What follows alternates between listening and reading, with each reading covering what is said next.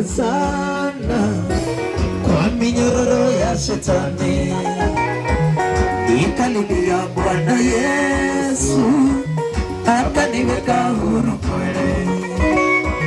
Zamani nilifungwa sana kwa minyororo ya shetani, nikalilia Bwana Yesu akaniweka huru kweli. Nimeokoka na furahi, na dhambi zangu zimetoka, nataka kumutumikia Mwokozi wangu siku zote.